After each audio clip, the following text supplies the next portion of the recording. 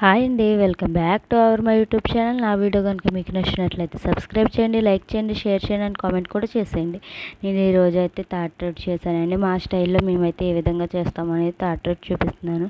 Maximum తాటి రొట్టె అనేసరికి చాలామందికి తెలియకపోవచ్చు. ఇది పాతకాలంలో అయితే ఎక్కువ తినేవారు చేసుకుని. ఈ సీజన్లో అయితే తాటికాయలు అయితే చాలా దొరుకుతాయి. అందుకని చెప్పి మా ఊరి సైడ్ అయితే తాటికాయలు చాలా ఉంటాయి కాబట్టి ఇంక నేను తీసుకురామంటే తీసుకొచ్చేసారు.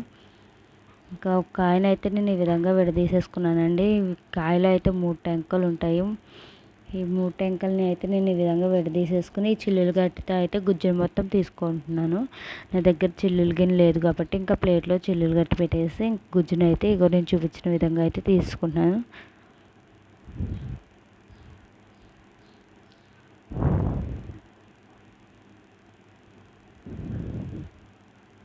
గుజ్జును అయితే పైనుంచి పాముతూ ఉంటే కింద నుంచి వస్తుందండి.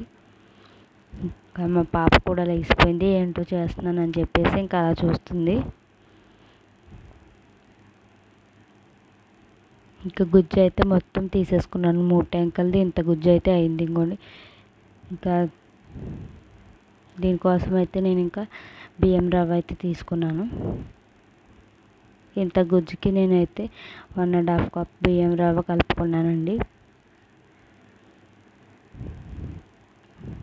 గుజ్జును బట్టి బియ్యం రవ్వ పడుతుందండి. నాకైతే అదే గుజ్జు వచ్చింది కాబట్టి ఇంకా 1.5 కప్ అయితే పట్టింది. ఇంకా రవ్వ అయితే వేసేసుకుని మంచిగా కలిపేసుకుంటున్నాను. ముద్దలు లేకుండా రవ్వను గుజ్జును కలిపి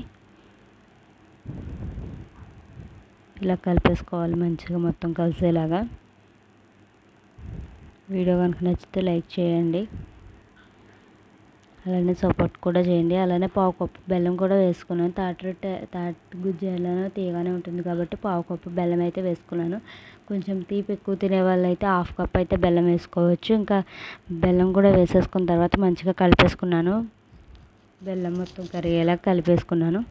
కలుపుకున్న తర్వాత ఇంకో గిన్నెలో అయితే నూనె వేసేసుకుని తాటి గుజ్జుని మొత్తం ఒక రొట్టెలాగా అయితే అద్దేసుకున్నాను మొత్తం మూకుడు చుట్టూ. ఇంకా స్టవ్ ఆన్ చేసేసి సిమ్లో అయితే పెట్టేసుకున్నాను. సిమ్లోనే కాలాలండి. హై ఫ్లేమ్లో పెడితే అట్టు అయితే మాడిపోతుంది, లోపల ఉడకదు కాబట్టి సిమ్లో అయితే పెట్టేసుకుని ఉంచాను.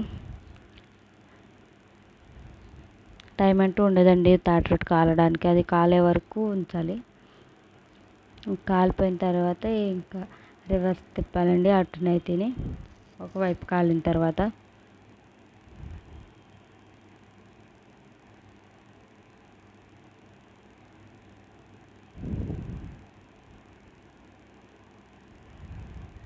ఈ విధంగా అయితే తిప్పుకోవాలండి.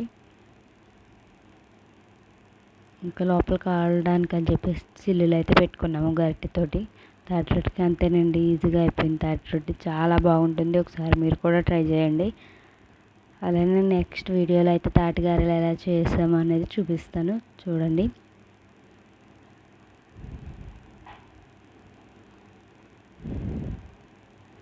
ఒకసారి మీరు కూడా ట్రై చేసేయండి. వీడియో నచ్చితే లైక్ చేసి షేర్ చేయడం మట్టుకు మర్చిపోకండి.